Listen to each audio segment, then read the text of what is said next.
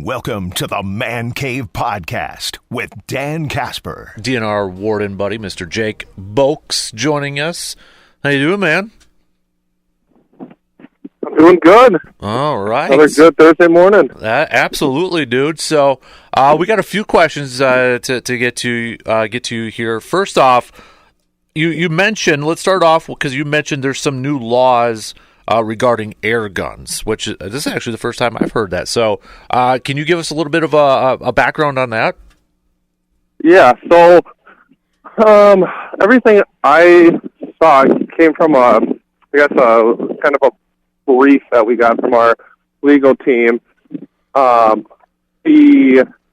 new rule is basically that any season in Wisconsin that allows a firearm season, so any season, squirrels, deer, whatever you can shoot a firearm with, you can now use an air gun. Or, an air gun can be like an air shotgun or an air rifle, stuff like that.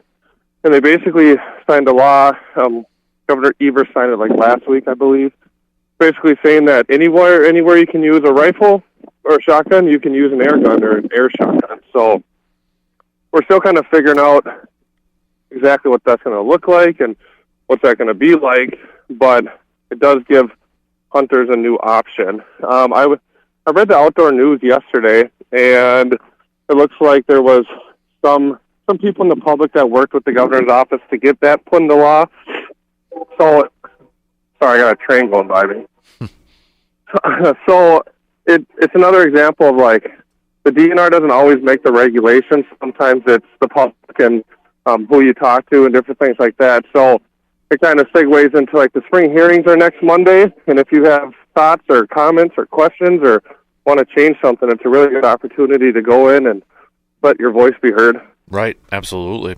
Hey, Jake, we had a texter earlier also ask, I don't know if it's kind of maybe with the snow melting and people are able to get outdoors and walk around in the woods and such, but somebody had asked, what should I do that's an old one. If I find a deer carcass in the woods and it's clear the deer died of natural causes, do I have to report it like I would if I wanted to take a deer on the side of the road?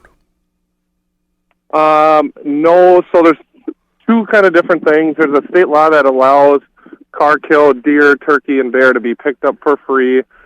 They changed it so you don't have to get like a tag from law enforcement. You just have to register it, call it in, register it as a car-killed deer, and it's free. When it comes to finding something on your own property, when a deer is found deceased, whether it's private property or public property, and you don't know how it died, or who killed it. Like even if there's a gunshot in there, you're like, okay, it probably died from this gunshot. If you don't know who killed it or where it came from, technically per state law, the deer falls back to the property of the state because that person didn't harvest it or reduce it to their possession. So they do have to reach out to the local warden and get some sort of tag for that. Typically, if you find a deer that you want to utilize the meat for it and stuff, we can sell it for $10. The cheapest the state or the legislators let us sell $10, something like that, where we want good results. We'll sell it for the minimum $10. If you find a dead head, which a lot of people are this time of year, if you find the dead head and it's still got a bunch of meat and skin on it, that again, you have to give us a call because you got to get a possession authorization tag from us because, again, you're not the one that killed it or anything like that. You just found it, and you found it out of season. But if you do find one that is completely clean, they call it, like you find antlers connected to the skull and it's just the bone, like maybe a whiff of hair here and there, but it's just clean, that is actually considered like a shed, so you can take it at that point. But there can't be any meat or skin left on it. Okay, that's maybe that was actually going to be my next question. If you found a dead head, but it was completely clean, does that change things there too? Because I've been seeing some people on social media kind of posting them finding. I'm assuming they're going out there now with the snow melting and doing some shed hunting. And people have definitely been out with this weird winter.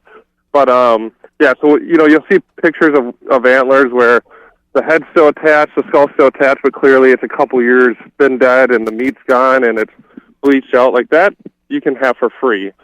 But when you find that deer that died in October, December, or January, and clearly there's still just a bunch of fat and tissue and cartilage in it, then that's one that you got to call and get a tag for. Right.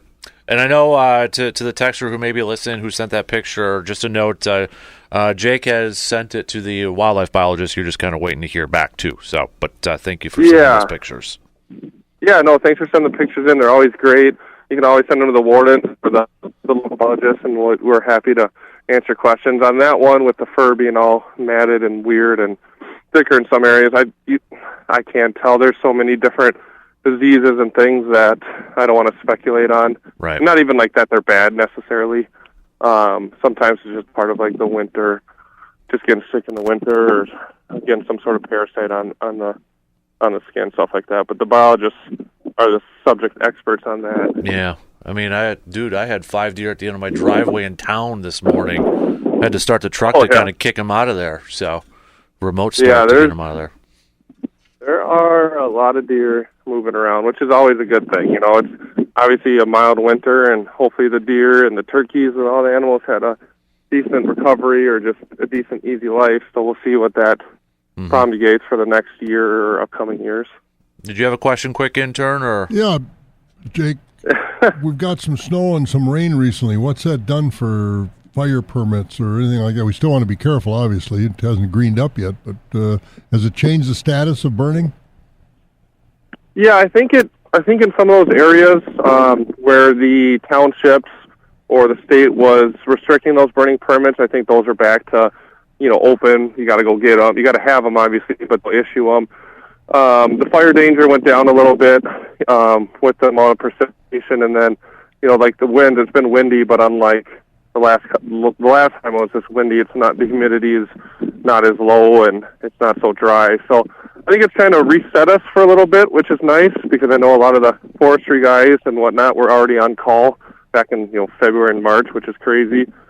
But the rivers went up, which is also a good thing. It just it helps the landscape when we get this precipitation. So if the water goes up and we got some water on the landscape and this and that, it helps the fish, it helps the animals, it helps obviously the fire risk. So something to monitor though as we keep going and depending on how the spring turns out.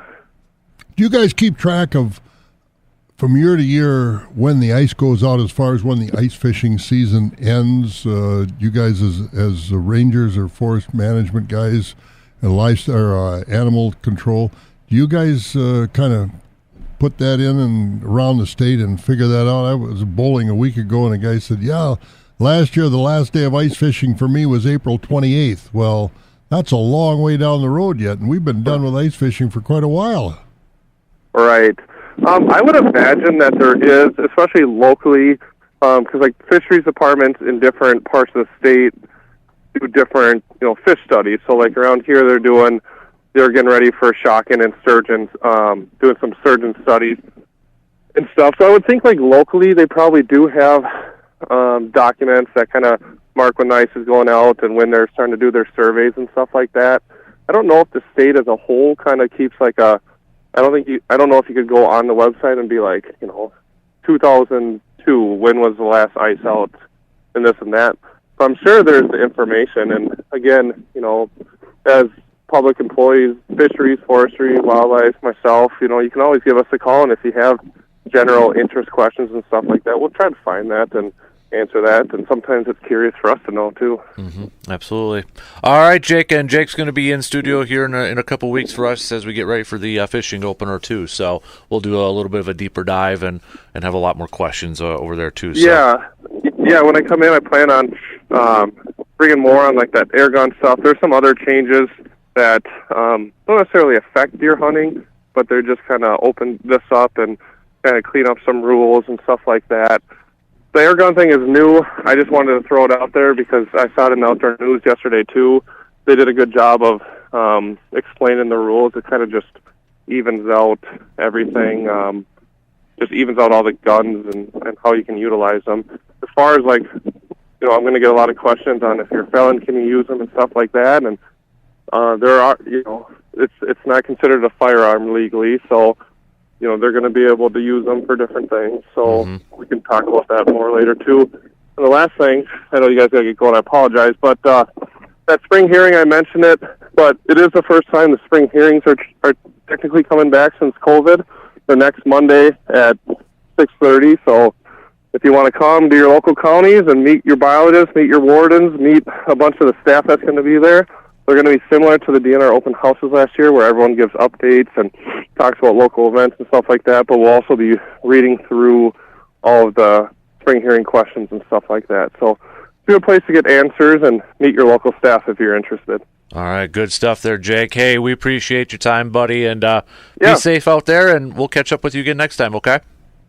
Thanks, guys. Talk to you later. You got it. There you go. Jake Bolks, Conservation Warden for the state of Wisconsin.